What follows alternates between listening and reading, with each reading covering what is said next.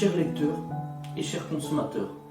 Aidez-nous et le réseau Plus que Pro à protéger, défendre les droits et les intérêts qui sont les vôtres et ceux de nos chers consommateurs de France.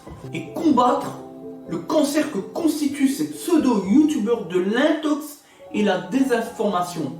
Parce que nous, on ne triche pas de calomnie, on dit la vérité.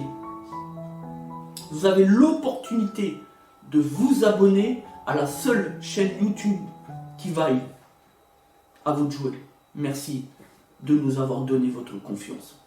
Des Autotransact Talange, réseau Plus que Pro pour la défense du consommateur, toujours dans le cadre de notre principe de transparence.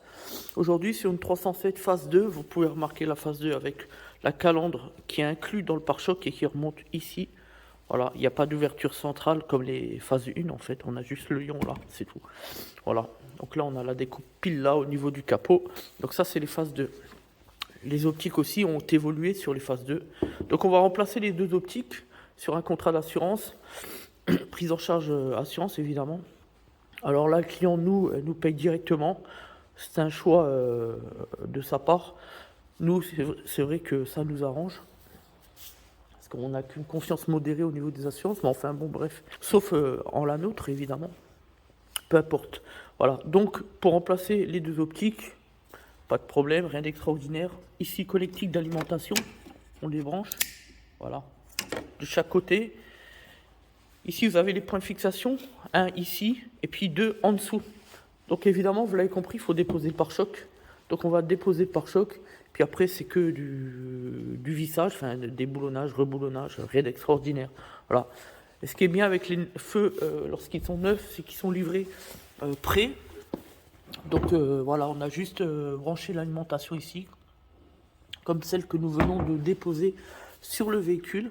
Puis après, c'est voilà, c'est que de la fixation, de l'alignement un minimum, puis voilà, terminé. Rien d'extraordinaire. Donc là, le problème, c'est que le client a des feux qui ont fait l'objet d'un manque d'étanchéité ici. Hein, il y avait déjà plus le cache là, c'est dire. Et du coup, on a l'humidité qui rentre dans le feu. Là, c'est encore pire, on le voit bien. Donc voilà, c'est tout. Hein. Ça, c'est des choses qui arrivent malheureusement. Voilà, donc là maintenant, on a déposé pare-choc. Il est là. Les optiques neuves, on a le deuxième là-haut. Donc maintenant, rien d'extraordinaire. Une vis là, on le voit. Hein, c'est un enfant du temps, il est capable. Vis de 10, vis de 10. En dessous, on a ici une vis. Et encore là, les deux vis qu'on a vues finalement sur l'optique déjà prééquipée. Et puis pareil de chaque côté. Ici c'est le renfort. Ça, il faut que ça tienne évidemment. Voilà. Qu'est-ce que je peux dire? Ouais, les pare-chocs, les points de fixation pour rappel, ils sont dans un état désastreux. Tout est pété. En dessous c'est pareil. Il y a des réalisants dans un peu dans tous les sens. Hein. Au niveau du pare-choc également. Donc voilà, ça c'est pour mémoire. Voilà, tout est en très mauvais état. Voilà, pour éviter toute responsabilité sur les présents faits, évidemment. Donc là, on voit bien ici, tout est cassé. Donc, évidemment, on va essayer de mettre ça en place, de bien faire. Ici, pareil, tout est cassé. Donc voilà, on va essayer de faire en sorte que ça tienne, mais voilà. Ok, donc maintenant c'est parti, on va donc déposer pour remplacer les optiques. Voilà, donc là on vient de remettre en place l'optique. Donc ici dans l'ergot, clac. Voilà, ici point de fixation là. Ici c'est juste un point d'appui, une petite agrafe encryptée. Ici l'autre vis. Ensuite on a dit une vis ici. Puis voilà, ça c'est juste le renfort, le lécheur en dessous. Donc maintenant ce qu'on fait là, on rebranche et on va déjà vérifier si ça fonctionne. Ce qui est la base, manifestement ça a l'air de marcher. Voilà, donc voilà, on va vérifier toutes les ampoules. Là on a la veilleuse, le code. Après il y aura les clignotants et le plein phare à vérifier. Alors pour le clignotant, le plein phare c'est bon. et le clignotant. Le clignotant, bah c'est bon. Ça marchait pas, mais bon, il a fallu mettre le contact. Voilà. Donc on a tout. Les anti-brouillard sont inclus dans le pare-choc. On le voit bien ici, là. Donc bah, c'est tout. Hein.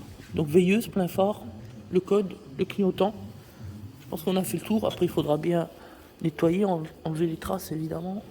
Voilà. On a juste récupéré la petite agrafe ici pour la visserie. Pour une partie, un des 4 points de fixation au niveau de la calandre, hein, du pare-choc partie calandre. Puisque là, sur chaque côté, on est sur des vis torx de 30, alors qu'au milieu, c'est des petites agrafes. Clac, clac, ici. Opération terminée. Donc les deux optiques. On a remonté le pare-choc. On a réussi à bien repositionner les fixations.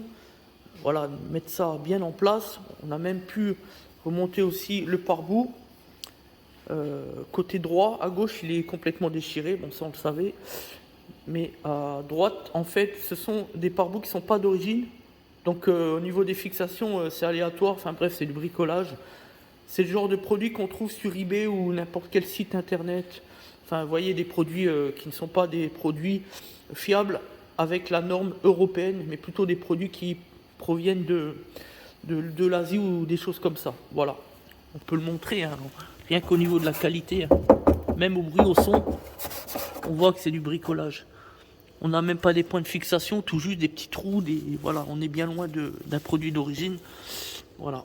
Donc ça, c'est du bricolage. Bon, bref, certainement que le client a voulu réaliser une fois de plus des fausses économies, comme je le dis souvent. C'est juste des fausses économies.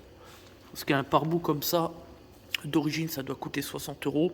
Le client a dû l'acheter celui-ci sur un site internet peut-être à 10 ou 15 €. Est-ce que le jeu en vaut la chandelle? La vérité, c'est que là, on a un pare-boue qui ne tient même pas. Donc voilà. Nous, on a remis une fixation là. Donc au départ, il n'y avait même aucune fixation, c'est-à-dire que potentiellement, il touchait la roue en roulant, donc ça peut même être dangereux. Nous, on a remis une fixation en haut et une derrière pour qu'il puisse tenir, voilà, correctement. Donc attention aux produits bas de gamme, le jeu n'en vaut pas la chandelle, tout simplement. Merci à tous, c'était donc des Autotransact Talange, réseau plus que pro pour la défense du consommateur.